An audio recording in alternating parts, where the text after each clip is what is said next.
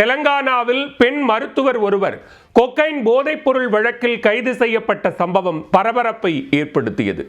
WhatsApp மூலம் order செய்து கொரியரில் வாங்கியவர் கையும் களவுமாக சிக்கியது எப்படி? தெலங்கானா மாநிலம் ஐதராபாத்தில் போதைப்பொருள் புழக்கத்தை கட்டுப்படுத்த போலீசார் மற்றும் போதைப்பொருள் தடுப்பு பிரிவினர் தீவிர கண்காணிப்பில் ஈடுபட்டுள்ளனர். இதில் ஐதராபாத்தில் உள்ள பெண் மருத்துவரான நம்ரதா சிகுருபதி என்பவரின் நடவடிக்கையில் போலீசாருக்கு சந்தேகம் ஏற்பட்டுள்ளது. 34 வயதான நம்ரதா பிரபல தனியார் மருத்துவமனையின் முன்னாள் தலைமை நிர்வாக அதிகாரியாகவும் இருந்துள்ளார். இவர் மும்பையைச் சேர்ந்த கொக்கைன் போதைப்பொருள் சப்ளையர் வான்ஷ் தக்கர் என்பவருடன் அடிக்கடி பண பரிவர்த்தனை செய்தது கண்டுபிடிக்கப்பட்டது. இதனையடுத்து தீவிர கண்காணிப்பு வளையத்திற்குள் அவர் கொண்டுவரப்பட்டுள்ளார். இந்நிலையில் கொக்கைன் போதைப்பொருள் வாங்கிய போது கையும் களவுமாக மருத்துவர் நம்ரதாவை போலீசார் கைது செய்துள்ளனர்.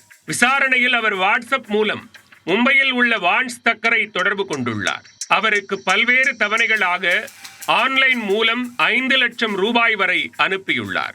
பின்னர் கொரியர் மூலம் அனுப்பப்பட்ட போதைப் பொருளை ஐதராபாத்தில் உள்ள வான்ஷ் தக்கரின் கூட்டாளி பாலகிருஷ்ணா என்பவர் நம்ரதாவுக்கு கொடுத்துள்ளார். அப்போது நம்ரதா, பாலகிருஷ்ணா உட்பட 3 பேரை போலீசார் கையும் களவுமாக கைது செய்துள்ளனர். பின்னர் அவர்களிடமிருந்த 53 கிராம் கொக்கைன், 10,000 ரூபாய் ரொக்கம், 2 செல்போன்களையும் போலீசார் பறிமுதல் செய்தனர். தொடர்ந்து மேற்கொண்ட விசாரணையில் நம்ரதா பல்வேறு காலகட்டங்களில் சுமார் 70 லட்சம் ரூபாய் அளவிற்கு கொக்கைன் போதைப் பொருள் வாங்கியது அம்பலமாகியுள்ளது.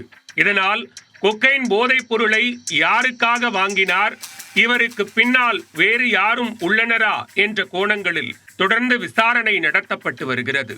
பெண் மருத்துவர் ஒருவர் லட்சக்கணக்கில் தொடர்ந்து கொக்கைன் போதைப் பொருள் வாங்கி கையும் களவுமாக சிக்கிய சம்பவம் ஐதராபாத்தில் பெரும் பரபரப்பை ஏற்படுத்தியுள்ளது.